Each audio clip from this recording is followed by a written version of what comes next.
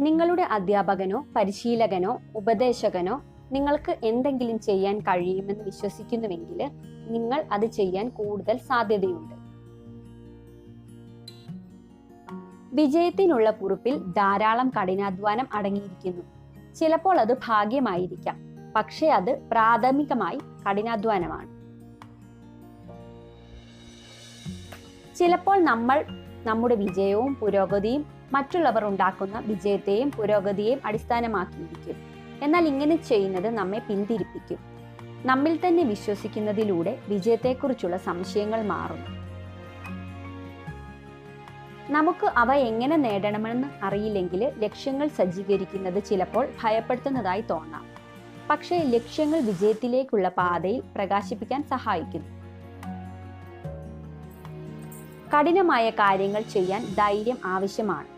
പക്ഷേ കഠിനമായ കാര്യങ്ങൾ ചെയ്യാനുള്ള ധൈര്യം നമ്മുടെ സ്വപ്നങ്ങൾ സാക്ഷാത്കരിക്കാനും നാം ആഗ്രഹിക്കുന്ന വിജയം കൊണ്ടുവരാനും സഹായിക്കും.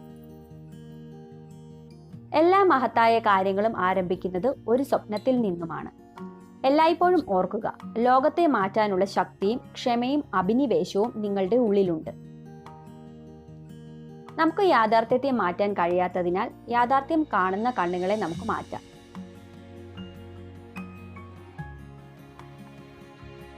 മാറ്റമാണ് ജീവിത നിയമം. വർത്തമാന കാലത്ത് നോക്കാതെ ഭൂതകാലത്തിലേക്ക് നോക്കുന്നവർക്ക് ഭാവി നഷ്ടപ്പെടുമെന്ന് ഉറപ്പാണ്.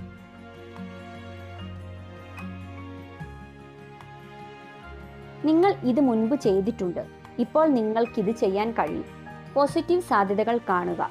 നിങ്ങളുടെ നിരാശയുടെ ഗണ്യമായ ഊർജം തിരിച്ചുവിടുകയും അതിനെ പോസിറ്റീവും ഫലപ്രദവും തടയാനാവാത്തതും ആയ ദൃഢനിശ്ചയമാക്കി മാറ്റുകയും ചെയ്യുക.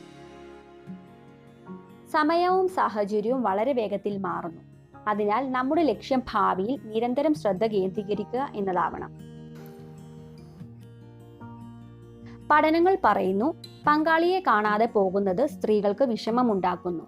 എന്നാൽ തങ്ങളെ കാണാതാകുമ്പോൾ പങ്കാളി വിഷമിക്കുന്നതോർത്താണ് അവർക്ക് കൂടുതൽ വിഷമമാകുന്നത്. നിങ്ങളുടെ സ്വപ്നങ്ങളെ പിന്തുടരുക. നിങ്ങൾ എവിടെ ആയിരിക്കാൻ ആഗ്രഹിക്കുന്നു, എന്താണ് ചെയ്യാൻ ആഗ്രഹിക്കുന്നതെന്ന് കണ്ടെത്തുക. തുടർന്ന് അവിടെ എത്താൻ നിങ്ങൾ എന്താണ് ചെയ്യേണ്ടതെന്ന് മനസ്സിലാക്കുക. സന്തോഷകരമായ ഒരു ജീവിതത്തിന് പോലും ഇരുട്ടിന്റെ അളവില്ലാതെ കഴിയില്ല. സങ്കടത്താൽ സന്തുലിതമല്ലെങ്കിൽ സന്തോഷം എന്ന വാക്കിന്റെ അർത്ഥം നഷ്ടപ്പെടും. ഉള്ളിൽ സംതൃപ്തരായിരിക്കുക. കാര്യങ്ങളുടെ വഴിയിൽ സന്തോഷിക്കുക. ഒന്നിനും കുറവില്ലെന്ന് നിങ്ങൾ മനസ്സിലാക്കുമ്പോൾ ലോകം മുഴുവൻ നിങ്ങളുടേതാണ്.